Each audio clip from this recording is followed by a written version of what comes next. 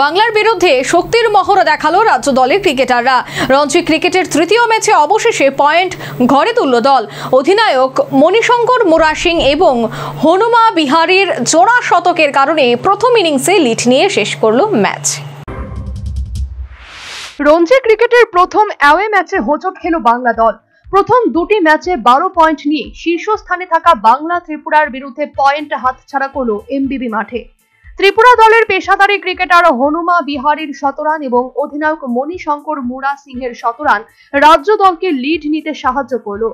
মঙ্গলবার ম্যাচের শেষ দিনে নবম উইকেটে অধিনায়ক মণিশঙ্কর মুরা সিং এবং রানা দত্তের পার্টনারশিপে অনবদ্য 61 রান রাজ্য দলকে লিড এনে দিল ঘরের মাঠে, যার কারণে বাংলার 336 রানের জবাবে ত্রিপুরা দল প্রথম ইনিংস শেষ করল 385 রানে। বাংলার পক্ষে কাইফ 79 রানে 4টি এবং ঈশান পোরেল 3টি উইকেট দখল করেন। প্রথম ইনিংসে লিড নেবার পর রাজ্য দল 3 পয়েন্ট নিশ্চিত করে নেয়। তবে অন্তিম দিনের অন্তিম লগ্নে বাংলা দ্বিতীয় ইনিংসে খেলতে নেমে 90 রানে 3টি উইকেট হারায়। ম্যাচটি শেষ হয় অমীমাংসিতভাবে, যার কারণে ঘরের মাটিতে প্রথম 3 পয়েন্ট তুলে নেয় রাজ্য দল। আগামী 8ই নভেম্বর থেকে এই মাঠে মরশুমের চতুর্থ ম্যাচে রাজ্য দল খেলবে আসামের বিরুদ্ধে। তবে সেক্ষেত্রে বাংলার বিরুদ্ধে 3 পয়েন্ট অনেকটাই আত্মবিশ্বাস বাড়িয়ে রাখলো রাজ্য দলের ক্রিকেটারদের। গত ম্যাচে রঞ্জি ট্রফির হরিয়ানা ম্যাচের যদি তুলনা করি 47 রানে অল আউট, তারপর শক্তিশালী বেঙ্গল টিমের সাথে ত্রিপুরা যেভাবে তার নিজ ঘরে ঘুরে দাঁড়িয়েছে এবং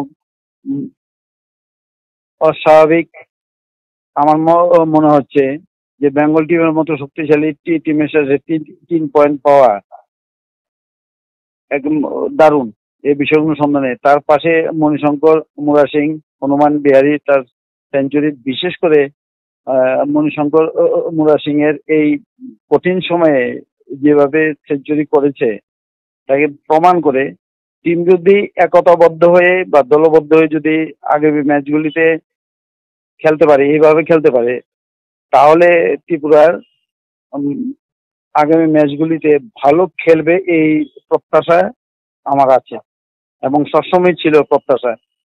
কিন্তু এই অবস্থাতে বেঙ্গল টিমের সাথে যেভাবে ঘুরিয়ে দাঁড়িয়েছিল, প্রথম আমার প্রশ্ন ছিল পারবে কিনা, কিন্তু দেখা যায় যে মানসিক শক্তি যদি দৃঢ় থাকে তাহলে বেঙ্গল টিমের মতো টিম থেকে পয়েন্ট পাওয়া এটা অসাধারণ পারফরমেন্স।